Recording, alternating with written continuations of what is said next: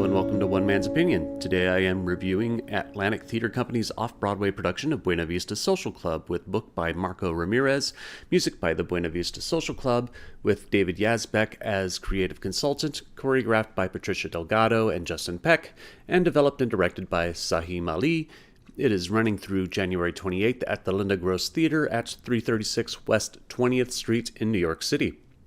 If you would like to join my own little social club, come and visit my Patreon page, where for as little as $1 a month you can support this channel. With more and more publications excising arts and leisure journalists and critics, many of us are left to fend for ourselves and depend on the direct support of our patrons to continue our work. I will leave a link in the description, and your support is most appreciated. Inspired by the events that led to the creation of the acclaimed 1996 album Buena Vista Social Club, performed by the band of the same name, the musical Buena Vista Social Club is about as good as a jukebox musical as one can be. For a long time, I've said that jukebox shows would benefit by focusing on a finite period of time versus trying to tell a larger, complex lifetime story. And finally, Sahim Ali and Marco Ramirez have done that. Focusing on two specific points in time, Buena Vista Social Club starts in 1996, Havana, Cuba, with producer Juan DeMarcos, played by Luis Vega, a creative optimist of sorts who looks to reassemble artists who performed together in 1956 at the location, the Buena Vista Social Club, a Cuban music and dance club that ran until the Castro regime took over and closed such establishments. As Juan attempts to collect artists who performed in 1956, the various artists reflect on their past and the relationships that were built and then broken over time. In the forefront is acclaimed vocalist Omara, played by Natalie Venetia Belkan, who has become both successful and a bit of a diva, refusing to record live with bands in previous recordings. Joining her is guitarist Campe, who as a youth helped smugglers by hiding their goods in a club. The last prominent member the musical focuses on is Ibrahim, played by Mel Semi, who as a youth was forming a relationship with Omara before things turned politically volatile in Cuba, and sings on the street for extra money. The three members meet, and a relationship develops through flashbacks, telling the story of how Omara, played by Kenya Brown in the 1956 scenes, discovers the Buena Vista Social Club. Being what would have been considered at least upper middle class, if not upper class, she also learns about the complex social dynamics of Cuba from the racism directed toward the young Ibrahim, though it's not explicitly stated, is probably Afro-Cuban, played by Ali Sholotan, to the classism that is expressed by her fellow singer and sister Haiti, played by Danaya Esperanza.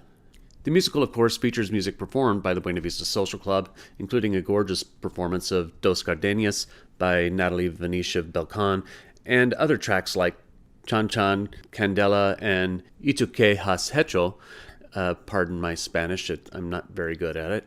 The music is exciting and exuberant and full of life and passion. The band is mostly awesome all around, though on occasion the trumpet player Guido Gonzalez was having some trouble with the high notes in that performance. Patricia Delgado and Justin Peck's choreography elevates the score with dancing that is soulful, human, and organic. Along with the expected jazzy Cuban dancing, there are gorgeous ballet sequences of young Omara and Haiti as their sisterly love begins to divide. It's engaging and the best choreography I've seen this season. The performances are good. Natalie Venetia Belkan has several good moments, including the aforementioned Dos Gardenias. The best performances come from the younger actors, Kenya Brown, Danaya Esperanza, and Ali Sholotan, who have a bit more to work with as their stories tend to move forward more and address higher stakes in the conflict, while the 1996 characters tend to be more reflective.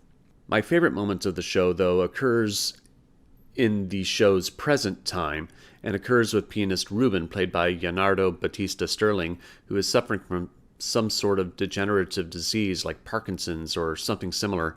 I won't reveal what happens because it's a late moment in a musical, but I'm a sucker for these kind of moments when it lands, and his moment is beautiful. Buena Vista Social Club is as good a jukebox show as you'll ever find. If you don't know Spanish, you're probably going to be lost about what they're singing about like I was, but it doesn't matter because the performances bring so much life to the song that you feel what is being said. Keeping the story focused on two finite points in time and how they interrelate fleshes out the story instead of being a skin and bones biographical musical that is common in most other jukebox shows. But I am only one man's opinion, so be sure to leave yours in the comments below.